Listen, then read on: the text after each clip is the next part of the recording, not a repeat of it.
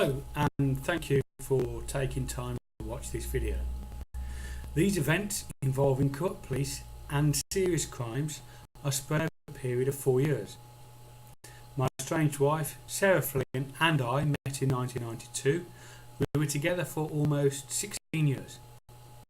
We had a normal relationship with the usual ups and downs, 3 healthy and intelligent children, a nice family home, and I'd not long sold my own company and taken up a well-paid offer as a senior manager in a large national organisation. In June 2009, I discovered Mrs. Flynn having an affair.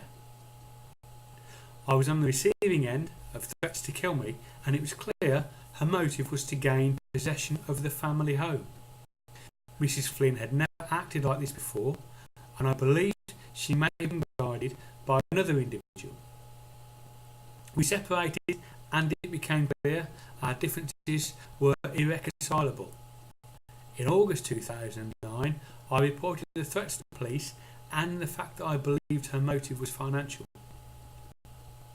and that she and the person she was having an affair with were driven by greed. The family home was worth around £400,000, and Mrs. Flynn still believed there were company life policies worth around £500,000 should anything happen to me.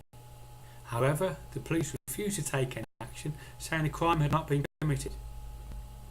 Infidelity, excuse me, although unpleasant, can be part of modern life. I pushed myself down and tried to continue with my life. The threatening phone calls continued, along with phone calls to my boss and work colleagues, the aim being to undermine my position at work, so I had no income. I received harassment and stalking during the following months and noted 2 registration numbers: Mike 55, Foxtrot Romeo, a large Mercedes saloon, and Alpha 55, Bravo Alpha, a Range Rover, along with others. I reported this to police and was physically threatened by a Sergeant Brown of Staffordshire Police. I then enlisted the assistance of 2 private detectives in order to identify the people stalking me.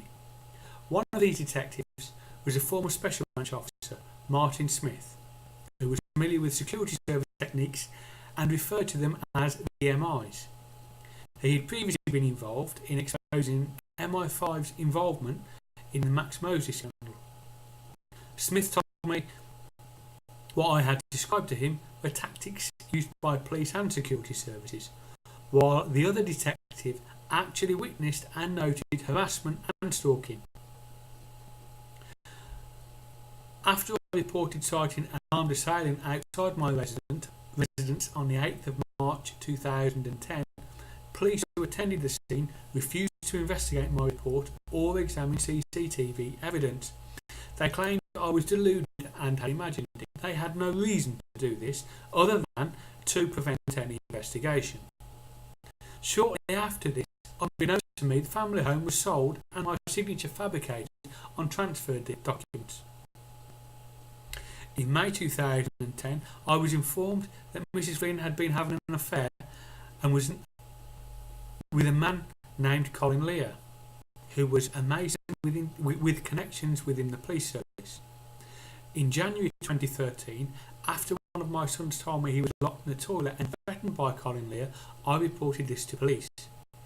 The officer involved, a PC McConaughey, PC 9984 of West Midlands Police, actually threatened my son that if he continued with his complaint he would be taken into care. This happened right in front of me. During the court case, a fabricated document was presented to the court by the respondent, my estranged wife. The respondent, my estranged wife. When I requested a transcript of the hearing, the judge involved wrote back to me telling me I can't have one because it would not help my case. A legal correspondent in September 2013 from Mrs. Flynn admitted to selling the house and attempted to mitigate her actions by stating she did not make financial gain. In November 2013, after the family law case concluded, I reported to Staffordshire Police about my home being unlawfully sold by Mrs. Flynn, and that in August of the previous year I had reported threats to my person from Mrs. Flynn and I believed her motive was to gain possession of the family home. I provided a written statement of all events. It took several months of complaining to the PCC and Staffordshire Police and Crime Commissioner's Office before I received any acknowledgement. In February 2014, I received a letter from Detective Tomlinson of Burton-on-Trent CID stating he would contact me within 21 days. It took more complaints before Detective Tomlinson contacted me again, requesting that he visited me to make a video interview because I was a vulnerable person. When he asked what he meant, he said Mrs. Flynn had told him I was suffering from mental illness. I told Detective Tomlinson in writing that I wished my report to be processed in the normal manner and I had already provided him with a written statement. I also confirmed in writing I am willing to answer any questions he might have, and if necessary I am happy for him to redraft my statement in a different format and I will happily sign it for him, but I insisted that all the communication be made in writing to prevent any misunderstanding. Detective Tomlinson then decided to tell another officer who was investigating my complaint that I had refused to provide him with a statement. This is completely untrue. I have this in writing in the form of an email from Julian Zeman of Staffordshire Police. Staffordshire Police are now delaying an investigation into Mrs. Flynn and Detective Tomlinson's actions. I take all of the threats I've received very seriously. What exactly are the police waiting for before investigating my allegations? I have begun an online petition to ban all serving police officers from joining any secret clubs, groups or societies, with the aim in the future of allowing police to freely investigate any report against any individual without any bias whatsoever.